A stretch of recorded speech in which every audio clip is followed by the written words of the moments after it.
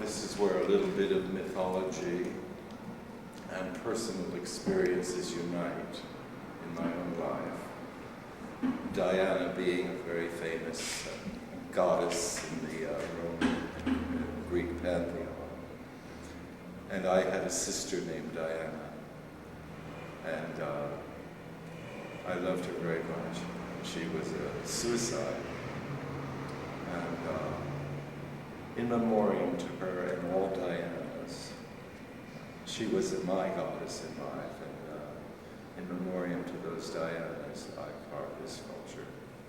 And this was a piece of a bridge timber that I found during the construction of the Phoenix shop in Big Sur.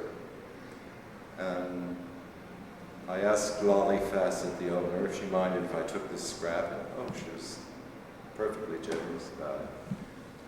Well, it happened to be a perfectly rare occurrence in a piece of wood this size, in that it was a perfect layer of redwood, like the pages of a telephone book, stacked one after the other, layer after layer, in perfect arrangement throughout the length of the wood.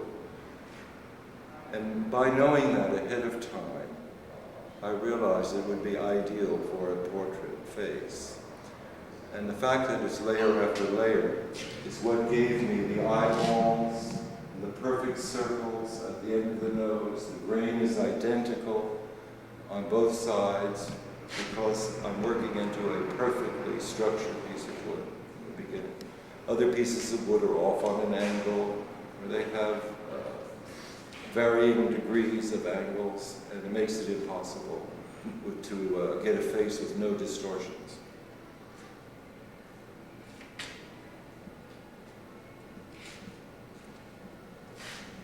My sister was sort of a high priestess kind of a lady. I considered her sort of the most noble type of female. And I've carved the exact opposite of the other side. From the high priestess to the bitch goddess. I had spent so many years as a dress designer and costume designer, and I dealt with some extremely difficult women. So I had very good research on the sculpture. Now this lady lived up to her name.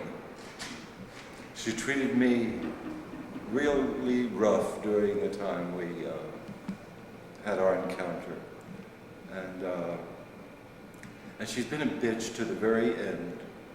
It's a very long and involved story. I could tell you quite a tale about this sculpture. It was one of the sculptures that was stolen, and that I was able to recover.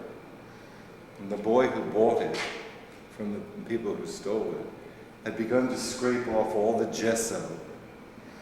The gesso? Yes, this surface is gesso. People think it's just paint, but it's 18 layers of gesso mixed with a little tea, strong tea, and a hint of lavender dye. Yes, the bitch goddess. Her hair are flames tied up with a bow. One day she treated me so badly that I cut off both of her tits and played them as castanets.